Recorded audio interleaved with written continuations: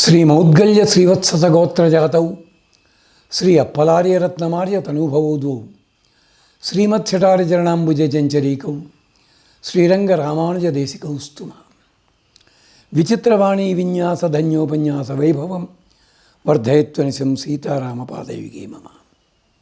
భగవద్బంధువులరా, జంఝాల పాపయ్య శాస్త్రి గారి పద్యాన్ని మాట్లాడుకున్నాం మనం.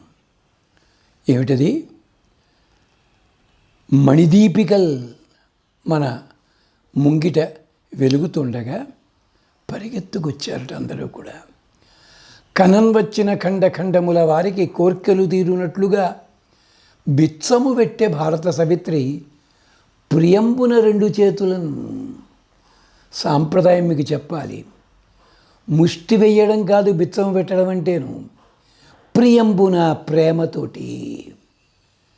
మనకి లారీల వెనకాల, ఆటోల వెనకాల కొన్ని క్యాప్షన్స్ ఉంటుంటాయి. దేఖో మగర్ ప్యార్సే అంటాడు వాడు. అదే పద్ధతిలో వెయ్యి, భిక్షం వెయ్యి ప్రేమతో. దానికి ఉదాహరణ చెప్పనా? ఒకప్పటి రోజుల్లో ముష్టివాడికి కూడా ముష్టి వేసేటప్పుడు ఏం వేస్తారండి? వేడివేడి అన్నం పెడతారా? లేదు, చద్దన్నమే. అక్కడ కూడా ఒట్టి అన్నం పెట్టకూడదు, ఊరగాయో కూర ఏదో వేసి పెట్టాలంటారు. అదేమిటయ్యా? ఇంకొకళ్ళు అయితే అబ్బిగా అన్నం లేదు, చారుంది పోసుకుంటావా? నీళ్ళు బంగారంగాను ఎంత ప్రేమగా పిలిచావయ్యా. ఇది ప్రియంబున రెండు చేతులను. ప్రేమతో మీరు విసుక్కుంటూ, అసహించుకుంటూ, తిడుతూ పంచభక్ష పరవాన్నాలు పెడితే ఉపయోగం లేదు. ప్రియంబున రెండు చేతులను బిచ్చము పెట్టే, రెండు చేతులతోటే. దీన్నే మనకి తైత్రీయ ఉపనిషత్తు ఏం చెప్పిందో తెలుసునా? శ్రద్ధయా దేయం, శ్రద్ధగా ఇవ్వరా అబ్బాయి, అశ్రద్ధయా అదేయం, శ్రద్ధ లేకుండా ఇవ్వకు సుమా. అశ్రద్ధయా అదేయం శ్రియాదేయం. నీ దగ్గర ధనం ఎంత ఉందో, ఎంత ఇవ్వగలవో దానికి తగ్గట్టుగా అయ్యి, అంతే తప్ప నీ దగ్గర ఉన్నదంతా ఊడ్చేసిమ్మని నేను అంటలేదు. శ్రియాదేయం భియాదేయం. అయ్యో నేను ఇంతకే ఇవ్వగలుగుతున్నానండి, ఎక్కువ ఇవ్వలేకపోతున్నాను అన్న మనసులో ఒక జంకుతో తప్పేం లేదు. హ్రియాదేయం, సిగ్గుపడుతూ ఏమనుకోకండి బాబు ఇంతే ఇవ్వగలను. ఇది సంవిదాదేయం. వాడు అడక్కపోయినప్పటికి కూడా నీ దగ్గర ఉంటే వాడికి మంచి జరుగుతుందనుకో, ఇది ఉంచరా అబ్బాయి అని చెప్పు. అన్ని దేశాలలో సాంప్రదాయంలో ఇదే ఉందండి. కానీ మనం ఏం చేస్తాం? ముష్టివాడికి 10 రూపాయల నోటు వేసి 9 రూపాయల 90 పైసలు వెనక్కి తీసుకుంటూ ఓసారి ఆకాశం వైపు చూస్తాం. ఎందుకుట? అక్కడ యమధర్మరాజు అసిస్టెంట్ ఉంటాడట, చిత్రగుప్తుడు. మనం చేసిన దానాన్ని పుణ్యం రాసుకున్నాడో లేదో అని చెప్పి, ఈ దుంప తెగిపోను, ఇంత న్యాయమా? మనం కూడా దానాలు చేస్తుంటాం. ఒక చోట ఉపన్యాసం జరుగుతూ ఉంటే నెత్తిమిత్తిరిగే ఫ్యాన్ ఆగిపోయింది. కరెంటు పోయిందేమో అనుకున్నాం. కానీ జరిగిందో తెలుసురా, ఎవరో ఒక ఆయన ఆలస్యంగా వచ్చిన ఆయన స్విచ్ ఆఫ్ చేసి కూర్చున్నాడు. పొరపాటున స్విచ్ ఆఫ్ చేశాడు అనుకున్నాం. ఇంకొక ఆయన వెళ్ళి మళ్ళీ స్విచ్ చేశాడు, మళ్ళీ తిరుగుతోంది ఫ్యాను. ఇందాకట ఆయన మళ్ళీ లేచి ఫ్యాన్ ఆఫ్ చేశాడు. ఇద్దరిని ఆపి అడిగాను, ఏమిటి ఆయన అని. ఏం లేదండి, ఈ కమ్యూనిటీ హాల్కి ఆ ఫ్యాను దానం ఇచ్చింది నేనే, అది తిరుగుతుంటే నా పేరు కనిపించట్లేదండి అన్నాడు. ఇదే దానం చేసే పద్ధతి సాంప్రదాయం చెప్పింది. ఇదన్నమాట ప్రియంబున రెండు చేతులను ప్రేమతో. ఇంతకీ ఈ దీపం ఏమిటో తెలుసునా?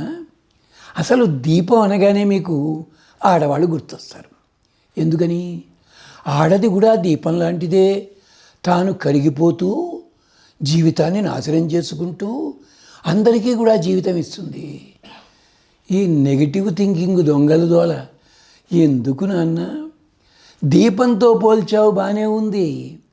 దీపంలా కరిగిపోతూ నాశనమైపోతూ ఎందుకంటావు? దీనికి కూడా మా నారాయణ రెడ్డి గారు చాలా అందంగా చెప్పారు. చీకటిలా తాండవించి లోకానికి మసిపూయడం కన్నా ప్రమిదలో కట్టుబడి పతిడి వెలుగులు అందించడం మిన్న అన్నారు ఆయన. స్త్రీ కూడా అంతే. సమాజం అనే ప్రమిద లోపల, అంచు అనే కట్టుబాటు లోపల ఉండి, ఆ నెయ్యి అనే స్నేహభావంతో తాను ఉండి, హృదయం అనే ఒత్తి పెట్టుకుని, విజ్ఞానం అనే కాంతి ఉండగా ఏం చేస్తుంది? దగ్గర ఉంటే కాంతి, వేడి, వస్తు దర్శనం చేయిస్తుంది. దూరంగా ఉంటే వస్తువు కనిపించేలా చేస్తుంది. ఎక్కడో ఉంటే ప్రేరణ కలిగిస్తుంది. ఇది ఎందుకు ఆలోచించవు నువ్వు? స్త్రీ అనగానే ఎంతసేపు కొవ్వొత్తి మరోటి ఎందుకు ఇలా మాట్లాడతావురా? చీకటిలా తాండవించి లోకానికి మసిపోయడం కన్నా, చీకటిలా తాండవించి విచ్చలవిడితనంతో లోకాన్ని నాశనం చెయ్యకు నాన్న. ప్రమిదలో ఉండు, వెలుగు అందించు. ఇదన్నమాట. ఈ వెలుతురు చిమ్మే దీపం ఏమిటో తెలుసునా? మన దగ్గర ఒక్క దీపం కాదండి, 5 దీపాలున్నాయి. ఏమిటో తెలుసా 5 దీపాలు? 5 దీపాల పేర్లు చెప్తా, మీరు నవ్వుకుంటారు. మొదటిది స్మృతి, శృతి, వేదము. రెండవది స్మృతి. మూడవది ఇతిహాసము. నాలుగవది పురాణము. ఐదవది ఆగమశాస్త్రము. మళ్ళీ ఒక్కసారి, ఇతర దేశాలకి కూడా లిపి లేని రోజుల్లో ఇది మేము విన్నాం, గ్రంథస్థం చేశాం తర్వాత అంటారే, అదే మన దగ్గర శృతి అన్నారు దాన్ని. అలాగే స్మృతి అంటే దానికి కూడా ఉందండి, చెప్పుకుందాం.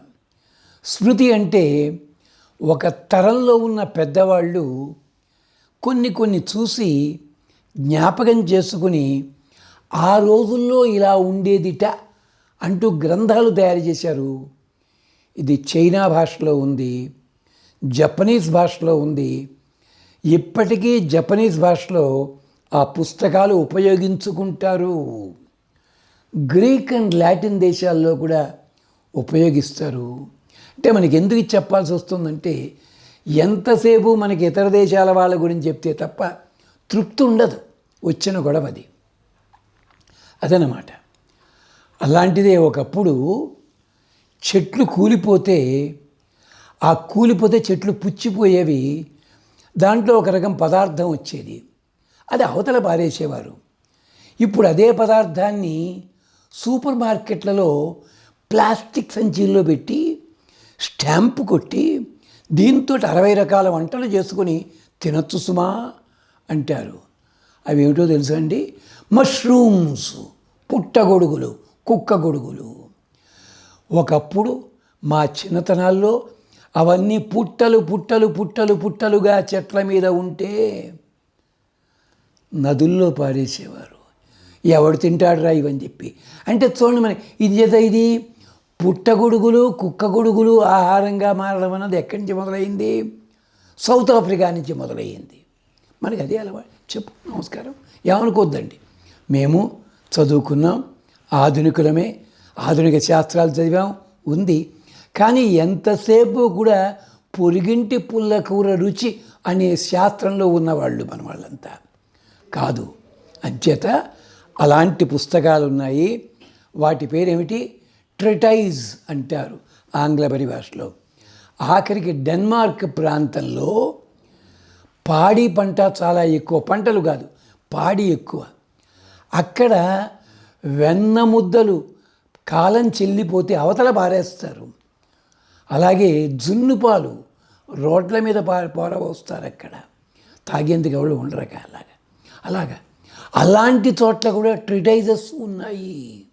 అంచేత శృతి, స్మృతి, ఇతిహాసము ఇలా జరిగిందిట అని చెప్పేది దీన్నే అంటారు హిస్టరీ అంటారు ఇతర దేశాల్లో. ఇతిహాసము, తరువాత పురాణములు. ఈ పుస్తకాలు పాతవే కానీ ఎప్పటికప్పుడు కొత్తగా అనిపిస్తాయి. పురాణములు. చిట్ట చివరిది ఆగమ శాస్త్రము. ఇది వీటి గురించి ఒక్కొక్కటి నేర్చుకుంటూ వెళ్ళి, నేర్చుకోవడం కాదండి, క్షమించాలి, నేర్పేంత విజ్ఞానం అంత దొరకదు. వీటిల్లో ఉండే విశేషాలు మాట్లాడుకుంటూ, ఇవన్నీ కూడా భారతీయ సంస్కృతికి మూలకందములు, ఇది మాట్లాడుకుందాం. ఒక తమాషా చెప్పనా? చెప్పిందాకా ఉండి ఏముందండి ఇది వింటూనే ఉన్నాం అంటారు చాలామంది. దీనికే ఒక జోకు షేక్స్పియర్ నాటకానికి సంబంధించి 18వ శతాబ్దంలో ఉంది. దీన్నే బెర్నార్డ్ షా గారు కూడా చెప్పారు. లండన్లో ఒక సొసైటీ ఉంది. అక్కడ షేక్స్పియర్ నాటకం వేస్తున్నారు. చూస్తున్నారు అందరూ, టిక్కెట్లు కూడా కొనుక్కొని చూస్తుంటారు. ఒక ఆవిడ 45 ఏళ్ళు 50 ఏళ్ళ ఆవిడ నాటకం చూసి బయటకు వచ్చి ఏమిటో అన్నట్టుగా ఇంగ్లీష్లో ఎక్స్ప్రెస్ ఇచ్చింటారు. ఏమిటమ్మా అన్నారు. ఏముందా నాటకంలో గొప్పతనం, రోజు చూసే క్యారెక్టర్లే కదా అవి అందిట. మా తల్లి, షేక్స్పియర్ గొప్పతనం అదే తల్లి, నువ్వు రోజు చూసే వాటినే అందంగా చెప్పాడమ్మా.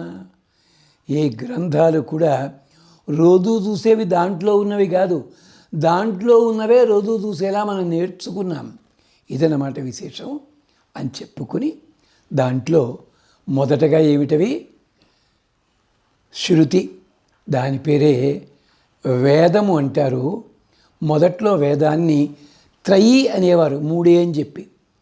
తరువాత దాన్ని 4 కింద విడగొట్టారు, ఋక్, యజు, సామ, అధర్వణ వేదాలని చెప్పి.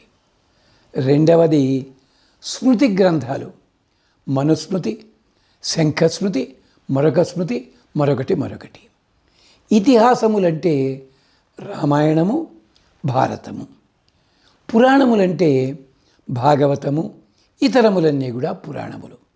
ఆగమశాస్త్రములంటే వైష్ణవాగములు, శైవాగములు, ఇలాగా దేవతల ఆరాధనలు. వీటి మీద మనం ఒక్కొక్కటి చూసుకుంటూ వెళ్ళి ఆయా సాంప్రదాయాల్లో ఆ పద్ధతుల లోపల ఏం చెప్పారు, మనం ఇప్పుడు పాటిస్తున్నది ఏమిటి, వీటినే ఇతర దేశాల వాళ్ళు ఎలా తీసుకున్నారు, ఇలాంటివన్నీ మనం మాట్లాడుకుందాం అని జ్ఞాపకం చేస్తూ మరి ఇవాల్టికి స్వస్తి.